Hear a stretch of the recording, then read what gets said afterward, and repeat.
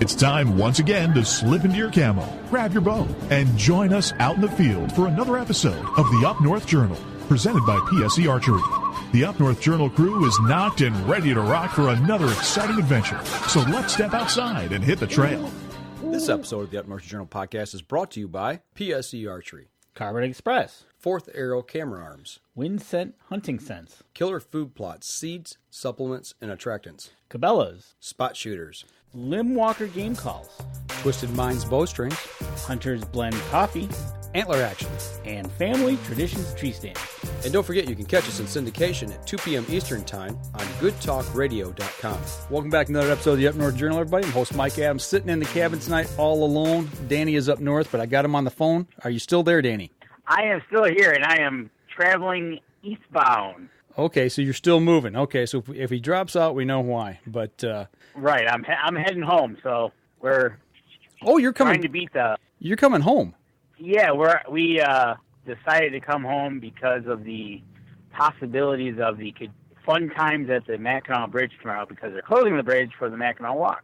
Oh, okay. So you're on your way to Escanaba. Actually, I got a picture of the bridge up right now with you going northbound, but you're coming back across that sucker, huh? We're trying to reverse the process. We finished up what we needed to do, and we decided let's get out of here. Mm-hmm. Well, they're shutting this down tomorrow morning at 6:30. I heard. Yes, I got to get across that bridge before 6:30 a.m. Okay, all right, and then it'll be shut down until what, noon? Yes, noon. So everybody, if you don't get across by 6:30, you get to wait till noon on either side of the bridge till they open it back up. Oh, okay. So that way you're going to get hosed. Well, you will get hosed, and think about that. What was that, like 5.5 hours of sitting, not moving, traffic on a Labor Day weekend? You know, I completely forgot that you would have to come through that. I did not even think about that. So interesting. We were thinking about leaving maybe later in the morning, like 10 o'clock, getting over to the bridge by about 2, but then we don't know how much traffic we get back up there's going to be. Right. I bet you everybody's busting butt to get back across and get on the south side of that bridge from the UP. Well, the first group left earlier while we were still out in the woods finishing up what we needed to do. Then we finally were able to get the cabin tidied up and on the road at 5 o'clock. Okay. Well, let me throw a picture up here. I got a picture of you running westbound on US 2 at the sunset. So that's kind of what you're looking almost like right now. Not quite, but close to sunset. Running eastbound, am I right? You know, you're right. It's been cloudy all day, which has been, it was about 70s today. And this weekend's been kind of fabulous. It hasn't been too hot, but the weather's been awesome for what we needed to do to get out, do some plumbing, do some seating, and building that stage that I wanted to build out in the middle of the woods. Okay. Well, I tell you what, I know we just got you on board here, but just due to the circumstances we're underneath tonight, I tell you what, why don't we just step outside? Let's go ahead and get our first break in, and we come back. We'll talk a little bit about what you did up there while you were there, okay? All righty. All right, we'll step outside. We'll be right back after this.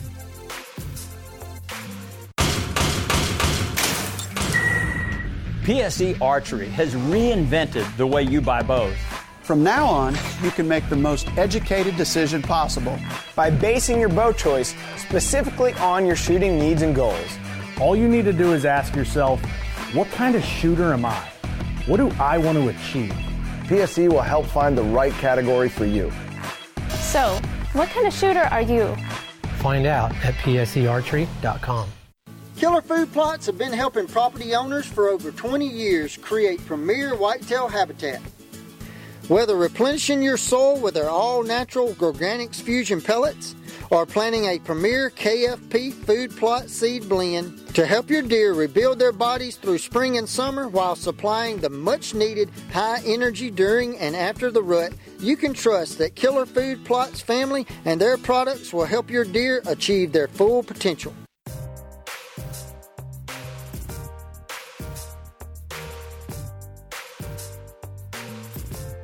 Welcome back. Second segment of the show. We are live streaming tonight with Dan DeFauw running eastbound on US 2 in Michigan's Upper Peninsula. So what's the traffic like up there, Danny? Right now, not much, and we like it that way.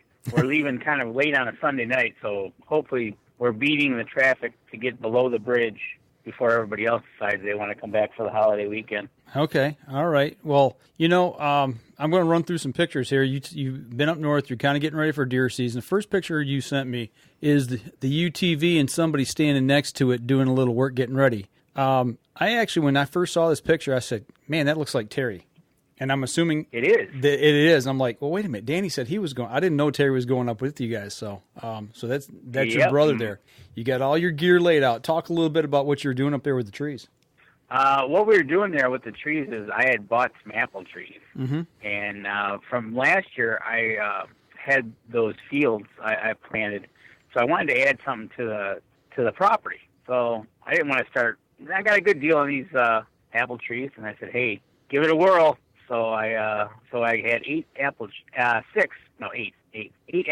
I needed to plant, and that was what I needed to do. And we got everything put together, and we kind of developed a plan to get out there and then go and get them put in the ground, and got fencing to put around them. And so it was that was Saturday's adventure. Okay, now getting out and doing some Johnny Appleseed. Now, the picture here I'm looking at, the first two I'm looking at, he's digging a hole, but that strip, actually, let me go back to it. The strip that you guys are parked in with the UTV, is that the logging road? That's the part you see where I'm parked is that's what I planted last year. We're at the rye and clover. Okay, all right. So that actually came out really good for just. Basically, all I did was just ran over it and then just threw seed, and then it came up really good this year for the first time. I did put the lime down in what I needed to do. I did have the soil tested last year, so it came up good, and so I wanted to add to that. And the apple trees required, they said, at least 6 hours of sunlight. So what I wanted to do, I said, hey, why don't I just put them out there, out in the field? So I just kind of put them on the edge of the field around that one. And that field now has 6 newly planted apple trees around it. Okay, so this picture I'm looking at now, Terry's getting ready to dig a hole. You planted those off of the field there, right in the edge of the logging cut. Am I correct? Yep. Okay. Yep. Now this. Just looking at the picture here, I remember what this thing looked like back when we talked when you went up north back in the spring. And I was quite impressed with the amount of regeneration you had then. But to me, man, this looks like it is thick as thieves in there with regeneration. I can't believe how thick that is. I tell you what, there are some spots in there. A deer will jump literally from the road into there, and within 10 to 20 feet, gone, if that. Gotcha. That area right there that's got full sunlight and regen in that area is doing really good. Okay. Gotcha. So, and then there's other spots where it's kind of a little bit thinner. It'll come along, but yeah, there's definitely some spots where the regen is definitely taking off like you wouldn't believe. Yeah, I see you, the way you got the tree wrapped there with the stakes and the fencing and everything. That regeneration right there, to me, is simply phenomenal. I mean, now is that mostly BAM that's coming up there, or is it just ferns and other weedy material? Or is there some? It looks like there's some BAM in there. There's some poplar coming up in there. There's some. A lot of the ferns are coming up in that area. But it's just total new growth from basically what you could see from the road, like that. You could see the underbrush. You could see 50, 60, 100 yards in to that, where you can't see hardly anything right off the road now. Now, okay, so when you went back up this time, are you seeing where deer are making inroads into that and using making trails yet? Absolutely. There's, I don't know if I sent you the picture, but at one end of the field where we planted some apple trees, at the end of the field, you can definitely see where they're making inroads to get into that field. So we put an apple tree on each side of the field at that end. So when they eventually come out, they'll be walking out right under some apple trees. Okay, gotcha. Yeah, it's dude, I'm just blown away with how well this looks. I mean, the way it's regenerated. Let me ask you this: what about the rest of the family and your cousins and everything? Because you've got 2 joint properties there. Is everybody satisfied with the results of what happened? Absolutely. We talked about it over the weekend, and with a little work, we kind of like we talked about last year by having it cut, giving us a clean blackboard to start working with and start kind of how we want it to materialize. If we want to make trails, if we want to do some food plots, depending on where you want to go, maybe add a road, maybe add a few things so you can move around better, whether you're on a four-wheeler or you're a tractor or like that. But it's giving us that new clean slate to start working with, and this is kind of the first full year that we've kind of started working at it. Okay, all right. Yeah, that's like I said, just for the first year, from what I seen back in the spring, the pictures you showed me back in the spring, this is really taken off well. It's simply there just is phenomenal. At least definitely it ranges anywhere from 3 to 6 feet of new growth this year. Okay. Now, do you, like you said, you're going to plan on maybe making a couple more inroads there, maybe some paths through there to get in to certain areas to hunt? Exactly. That field that you got up there now is kind of in the shape of a kind of like a cross, and it seems to me that each end of the cross has a deer trail coming in. Okay, I got you. I had a camera on that field, and you could just tell that they were just meandering through that field. So that gives me some good thoughts as to how that's working out right now. Okay.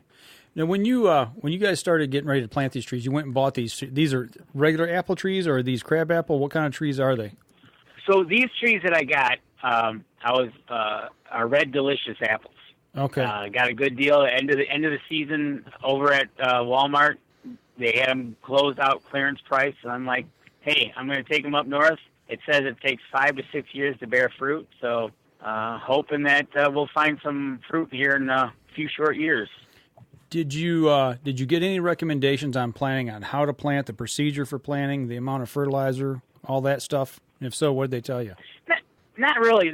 Basically what they wanted you to do is don't go overboard on the fertilizer, don't shock it, and then basically what we did is we uncovered the roots, kind of dug a hole. We didn't dig it too deep, just enough to get the ball of the roots into the ground, and then we just kind of backfilled. And what I did, I put in the soil, backfilled it with the soil that we dug out, and then I put over on top of that, I put some weed screen, and then I dumped some mulch on top of it to hold the moisture in.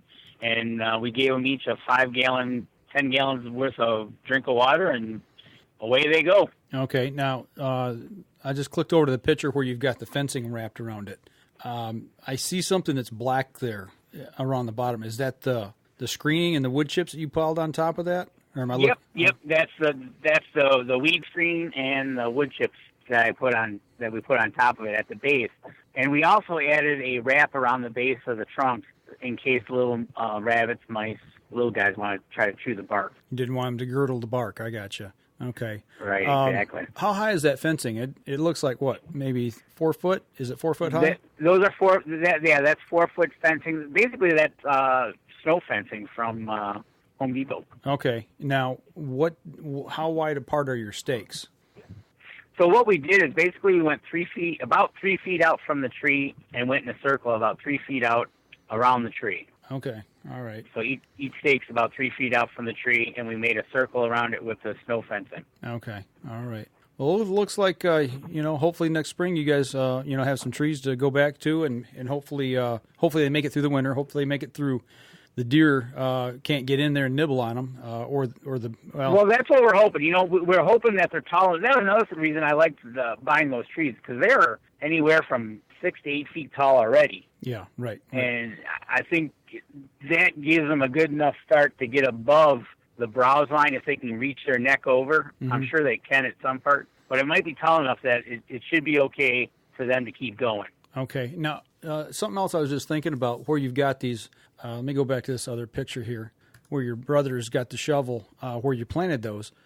That's kind of like you said, that's the edge of your field now, and you've got that opening where you dug around and planted them. Are you going to continue to keep that area around them as weed-free as possible?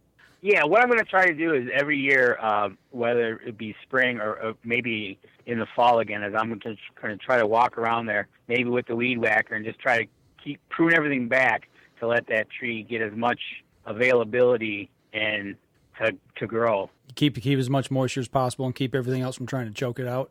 Exactly. Okay. There was some poplars right there. We knocked those down and definitely get a weed whacker around each of those and just continue to to give it as much room as possible to get enough height in it so it'll take off on its own. Okay.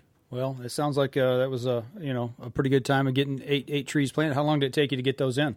Those took a few hours to get planted, and then after that we did our seeding. That I wanted to do some seeding, and that was another few hours. We were basically out there all day yesterday planting and feeding. Planting and feeding. Okay, gotcha. I tell you what, let's go ahead and let's take our second break. When we come back, we'll save the latter portion of the show here for talking a little more about what's going on up there in the UP. But we're going to step outside. We'll take another break, and we'll be right back after this.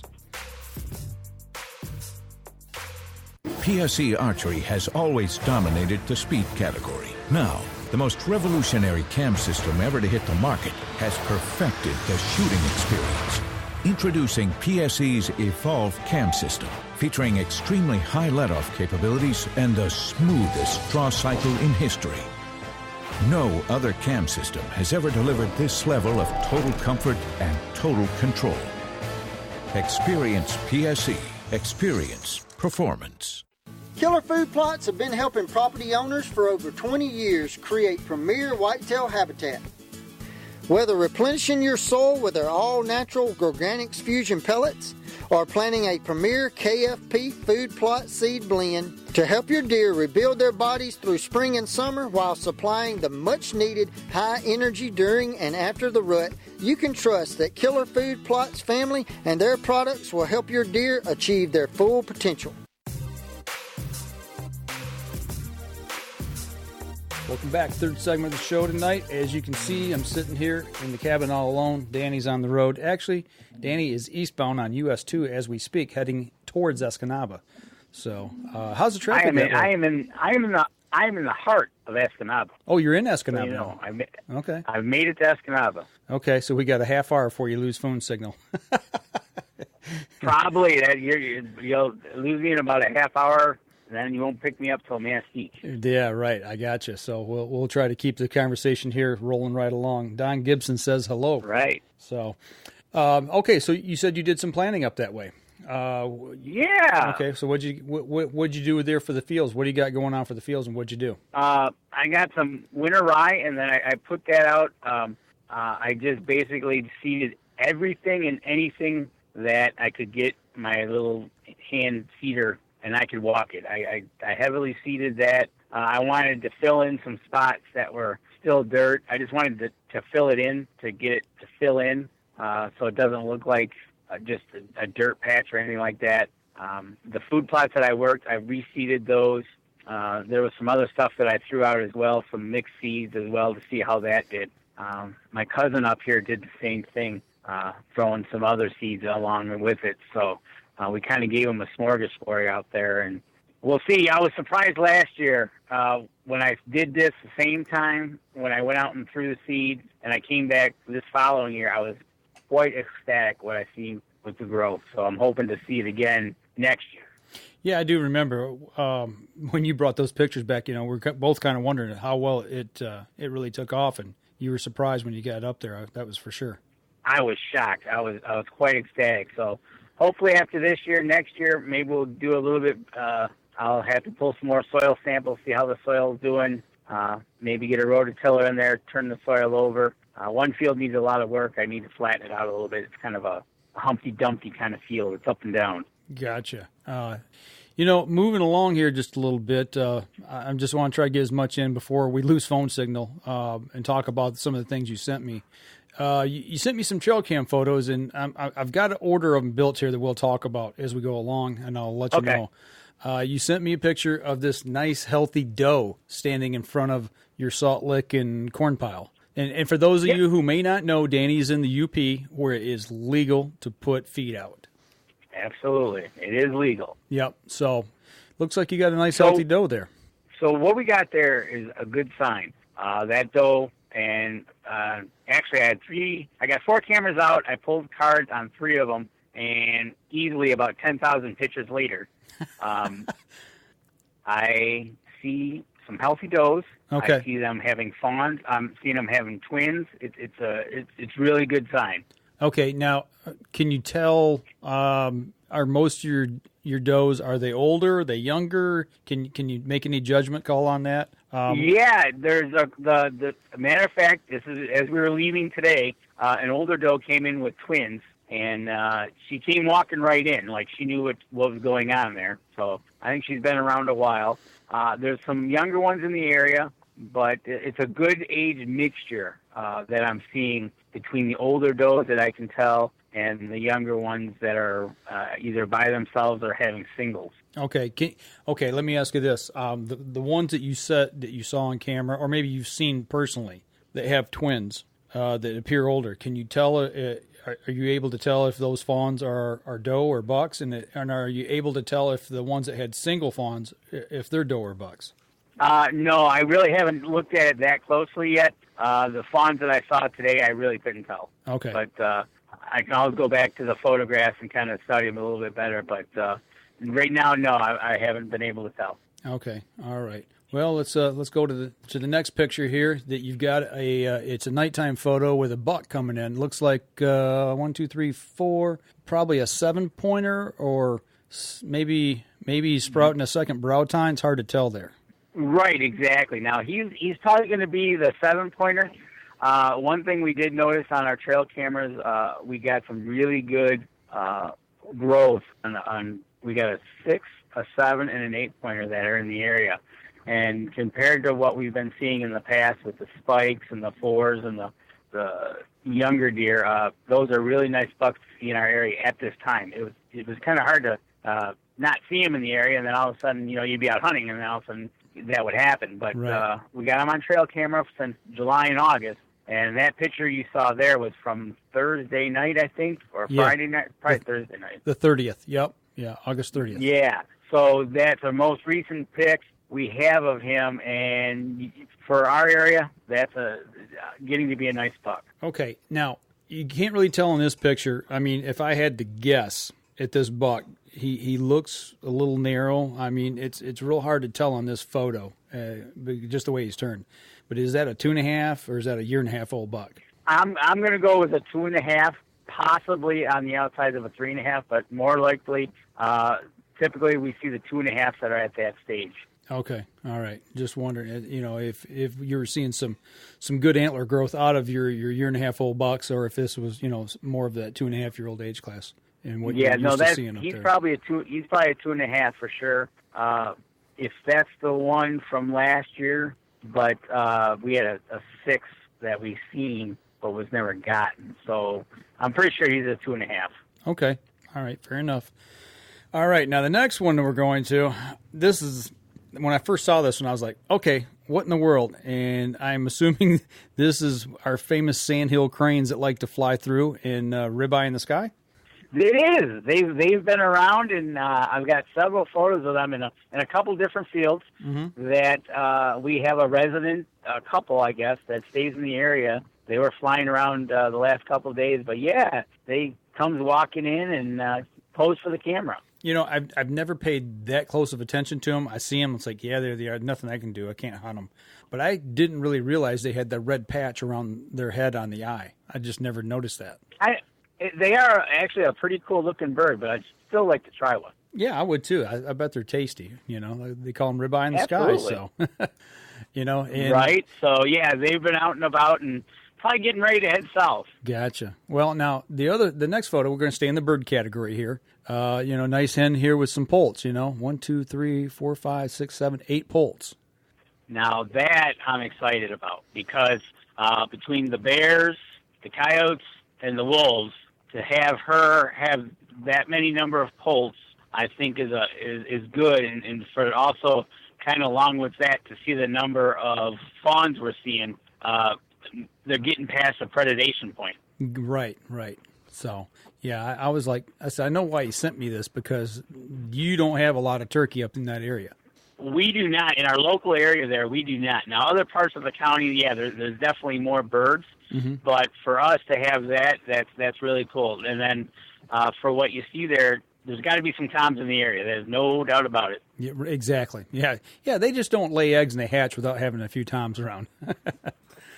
Right, exactly. So that's kind of encouraging that what I was afraid of in when we had that late blast of winter that everything was going to get kind of messed up, but I kind of see it differently. Right. Yeah, Tim Sia says, yeah, they look great. So it's, Tim, he's the one that loves to hunt those birds, from Limb Walker Game Call. So if he's liking it, we know it's good.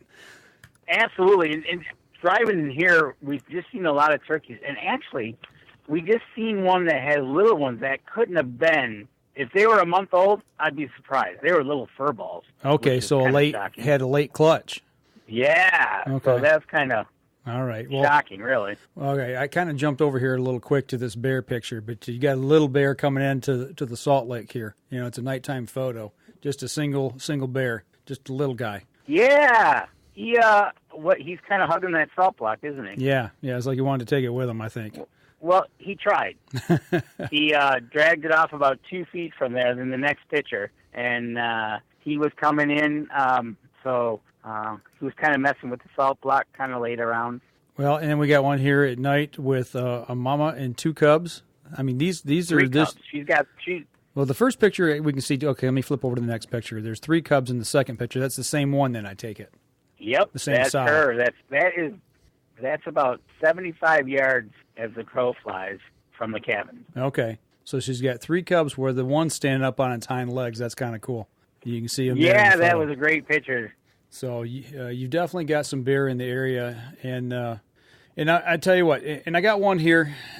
We've talked about this a lot. The very last one I'm going to show, you have talked about the wolf in the area, wolves, and is this the first wolf you actually got on trail cam? Yes, that is, and I got others, but they're coyotes. Actually, between the wolves and the coyotes, we got a lot of photos of the coyotes, and they're coming through. And the one picture I didn't send you was I actually have 2 of them in the same frame. Oh, no kidding. Yeah, which is usually you just catch a single, right. But I actually have a double, which is kind of cool. But so it's telling me we definitely have them in the area, but from the other pictures I'm seeing, it looks like they're not getting. I'm glad they're not getting the little ones. Okay. Well, I guess that's good that there's no little ones around. But it sure makes you want. The thing is, when you get heavy predation like that, and we're not able to hunt them up there like we probably should. But they're not getting to the little ones, and neither are the bears, so that's kind of good, too. So by seeing the fawns and the young turkeys, I'm kind of excited. Yeah, talking about turkeys, Jason Radecki just chimed in and says that the turkeys around him there in Luzerne are all small. 95% of them are late hatchers. He said he wouldn't say that he's never seen this many late chicks in all his life. And I got to imagine, too, well, see, he's up there close to where I hunt, and up in that area where I'm at, there was a lot of summer rain. There was a lot of rain that came through, big, heavy downpours, in about the time late May, June, July, back then they were just getting cranked up good, getting into the breeding season. So I got to imagine probably some of those early clutches, may have gotten destroyed just due to the weather. We've talked about that on the show before, how the weather affects the hatch, so... Right, exactly, and that's and that might have happened up here as well because they had that torrential downpours and flooding up here. Right, you might have had the same thing. Yeah, right. So, but getting back to this wolf picture here, I'll throw that back up. That to me is pretty. I mean, it's cool to see because I don't see them. I know we've got a few around our area. We've heard and seen tracks, but I've never laid eyes on one. But to see one, out in the wild like that. It's cool, but also broad daylight. Yeah, but also concerning, So right. Well, there's nothing like going out when you're out in the woods and knowing that something could be hunting you. Right. Exactly. Let me see if I'm going to walk this picture up just a little bit, and then I'm going to cut back to it here, fade to it. I moved it just for the framing purposes, but this was at 5:05 in the afternoon. 5:05. So 5 o'clock in the afternoon. Yep. The third week of August, this thing is cruising around. And he's about, like I said, 75 yards from the cabin. Yeah, maybe. Yeah, that's crazy. So, right, exactly. Get your dander up just a little bit when you're walking to your deer stand for sure. A little bit. So, hey, I tell you what, we're bumping up here on the last break. Let's go ahead and get the last break out of the way. We come back, we'll carry the majority of the rest of the show here to the end, and hopefully we can stay in phone contact with you. Sound good? All right. Okay. All right. Step outside. We'll be right back after this.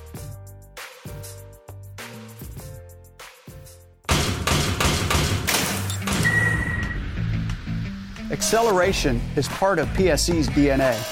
PSE pioneered the speed movement. Now they've developed the vapor category to help you find the most powerful bows on the market to fit you. High speed equates to intense power and building the momentum you need to be successful. Are you a vapor shooter? Find out at psearchery.com. Killer Food Plots have been helping property owners for over 20 years create premier whitetail habitat. Whether replenishing your soil with their all-natural Organics Fusion pellets or planting a premier KFP food plot seed blend to help your deer rebuild their bodies through spring and summer while supplying the much-needed high energy during and after the rut, you can trust that Killer Food Plots family and their products will help your deer achieve their full potential. Welcome back. Last segment of the show. We're talking with Dan DeFauw, running down the road, eastbound and down, loaded up and trucking, trying to get across the Mackinac Bridge before they shut it down. You got it. That you're right. We are trucking. That's for sure. You're running at posted speeds, I do hope. I am now. Okay. All right. Fair enough. I just like to give out to a shout out to our MSC guys. Real nice guys. Oh, yeah. Yep. Definitely. Jason Radecki also said, same with the fawns, talking about fawn crop. We see grown-up deer all over it, and he says, I bet I haven't seen more than 4 fawns all summer. Plain weird. You know, and I will actually, let me comment just a little bit about that. At our camp, same exact issue, but we know that we have got coyotes up the wazoo. We have a huge coyote problem. Our guy that lives up there at our camp, it's not good.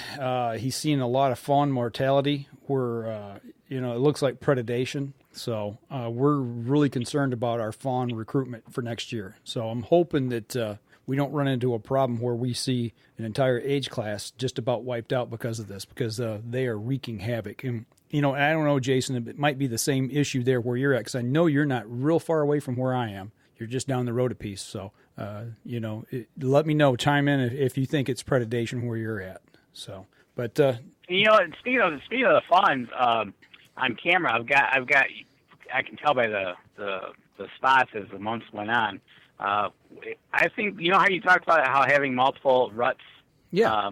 I think we've got at least 2 going on here, because there's a couple fawns on camera that look kind of like really, really young, and then I got a couple that are kind of look older, bigger, you know? Yeah, I got you. Yeah, it makes sense. Yeah, that's kind of the way we see it at our place, too. We definitely have 2. I have seen fawns with spots in October, in the first part of October, little guys. You can tell that they were dropped like a third rut, and that's definitely not good. So that's probably what you're seeing up there as well. And while we're on the subject, talking a little bit here, hang on just a second. I'm going to reach over here in this chair, this empty chair that Dan left. I got a couple pieces. Yeah, a couple pieces of new gear. I left you the chair. Right, this week. The first one is this deer jawbone extraction tool. I got this via QDMA's website. Purchased it from them. You can get them, and I believe at the Forestry Services make one of these as well. But this is for extracting deer jawbones for aging.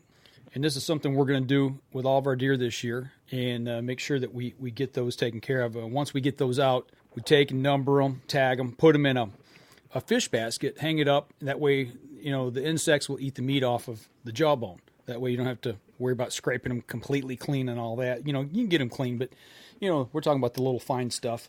And then as we number those jawbones, I got a harvest book here. Yeah, it's called a harvest book, kill book, whatever you want to call it.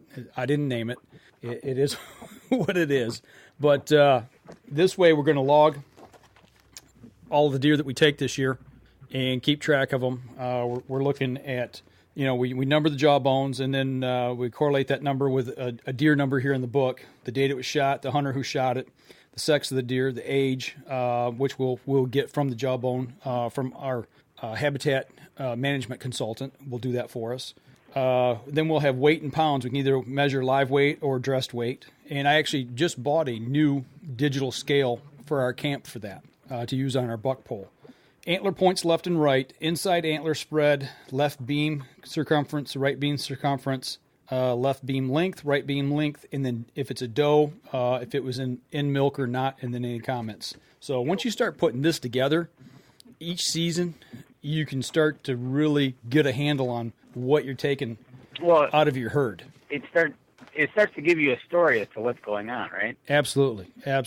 So, that's just a couple little things that I've picked up here to make sure that we're moving forward with our plan into the season.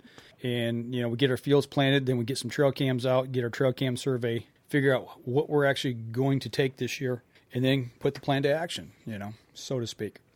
So right, and see that's a good thing. Now up here in the UP, my area, pretty much most of the UP except for the southern counties, we're not allowed to take any does. So we're still fighting with Mother Nature as to what she's up to. But I'll do my best, what I can do, food plot wise, apple wise, to bring the health of the herd up.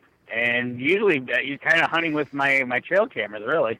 Right, gotcha. Are you guys going to start taking and keeping track of what you take in the field, or you just kind of getting your feet wet and getting into it? Have you got any plans down that road yet? Actually, we do have a book that kind of like a camp history book that every time somebody goes there, you're supposed to write in when you're there, what you did, blah, blah, blah. And usually we try to fill it out during the hunting season for sure as to who sees what, if we had taken anything, where they were taken. Simply like that. Okay, all right. Do you correlate that with the winter of '96 when we lost a lot of deer? We had 3 feet of snow during a storm. Do you ever write anything that's weather related in your book so you can correlate to what you've taken and how that might reflect? Yeah, like when we have like the big snow that we had, we've written that down. Most of the time we write down if it's cold or is it warm or are we having heavy snow. I could probably sit down and go back and read through it and get a collection as to what happened that year. I know my cousin Dennis likes to come up in December to see if he's gotten anything. Was it cold at the time when he was here? Kind of track the weather as it goes. Gotcha. Hey, right now while we're online, got to give a quick shout out because he just chimed in. Actually, he just tuned in to watching. Denny Steiner is watching the show tonight. Denny, brother, I am glad that you got out and you're back home. That's all I'm going to say about that. But brother, we are glad that you were watching tonight. That is great news. No doubt about it. I was excited to get that picture of him, and definitely, being out of the hospital, keep rocking it, Denny. That's right, man. It's chin up and keep on rocking. It's we got to make plans to get you on the show here real soon, and we got to do something about that. If we don't talk between now and ATA, hopefully you'll be at ATA and we'll be able to sit down there and do something special for sure. So, Danny, where are you at right now? Are you getting close to Manistee? I am. Let's see. I am coming up to a great big town called Ensign. I'm just outside of Rapid River, which is just outside of Escanaba. Rapid River. As you go east. Rapid River Knifeworks, man. That's one of my favorite places. I wish I was there because I'd just jump out of the truck as you drove by and say, pick me up next time you're up, because I love stopping in that place. Yeah, well, you'd be left there because I'm trucking. You're not stopping. You're just going to keep going. Right? Have you ever been in that place? I have never been in there. My friend, you need to spend a half hour out of your time one day when you're up there and make sure you stop in and just take a peek in there, because that place is absolutely phenomenal. They make some great equipment, from knives to hatchets to, fur and fin knives to skinning knives and caping knives, all that kind of stuff. It's just simply amazing what they can do with steel and a little bit of bone. I'm going to end up spending money if I stop there, aren't I? Yeah, you will. You will, but I'm telling you what, it'd be Okay. well worth it. I mean, you've seen some of the stuff that we've got, and it's just simply phenomenal Yep. of what they do there. It's and actually, those guys were formerly part of Marble Knifeworks back in the day, way back in the Yes. day. And, they once that kind of went by the wayside, they started their own shop, and they're continuing making great knives to this day. Exactly. So. Well, we've got maybe another 10 minutes or so here. Danny, what else did you do this weekend while you're up there? Well, just so I let you know, if you lose me, you lose me. But actually what we did is we were plumbers for a day. Now, if you paid attention and listened along, you knew I had some plumbing issues with the cabin last year of the pipes freezing. Yes, you did. Well, we fixed that. We fixed that. We took a day Friday, and we converted all our PVC piping over to PEX piping, which can handle the cold a lot better. Okay, it will. It's yes, supposed to, the tube will expand if there's water in it to a certain. It's rated to a minus something. Minus something. I don't escape stuff. Yeah, off the top of my head, but it'll survive. It'll actually flex as opposed to where PVC will just crack. Gotcha. It's UP approved, I take it. It's everywhere it gets cold approved. That's for sure. Gotcha. Well, I'll tell you what, my friend. Why don't we just go ahead and let you go right now, because the signal, I can tell, is starting to break up just a little bit, and you need to concentrate on driving anyway. And I think we just lost him. I think Danny is gone. So, Danny, if you can hear me, I'm going to go ahead and disconnect and let you be on your way. You and Terry have a safe drive. So, that's the way this thing works here, folks. It's just that's technology, and when he's in the UP, sometimes it works and sometimes it don't. But actually, we almost got a complete show out of this tonight. Other than that, I really don't have a whole lot else to talk about unless you guys want to throw something my way real quick. We'll continue the conversation and see what's going on. But Danny's trying to, actually, the Mackinac Bridge, they're doing the Labor Day Bridge Walk tomorrow.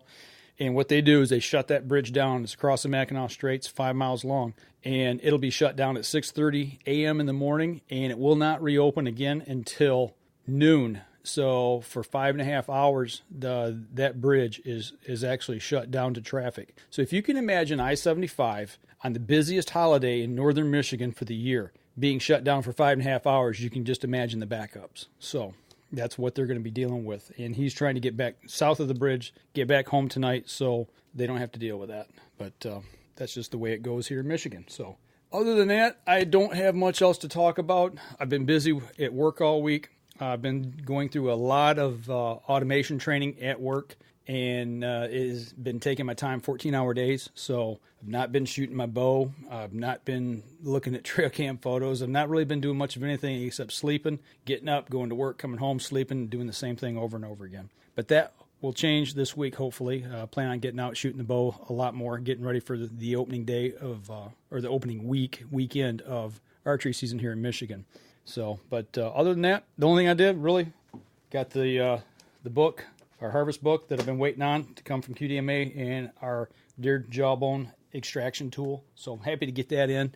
I've got a video that was put out by Kip Adams from QDMA on how to use this. He explains it pretty well. I've got one more piece of gear that I need to buy to make all of this work. Actually, two. I got to get the basket to put the bones in, and I need to get a pair of lopping shears to actually be able to break the bone in the jaw. So if you guys get a chance, go over. Actually, I'll post that video on our page this week. That way you guys can kind of see how it works. And if it's something you guys might be thinking about doing at your camp, then by all means, it's something worth checking into. I think it cost me $15 for the tool to actually extract the jawbone. So. Looking ahead here, didn't look like anybody else is on, so I am going to wrap up the podcast portion of the show. I'll hang around for a few minutes on the live stream, and we'll see if anything else comes about, and we'll talk about. If not, we'll wrap everything up. But for the podcast, that'll do it for us this week, folks. And don't forget, you can catch us in syndication at 2 p.m. Eastern Time on goodtalkradio.com.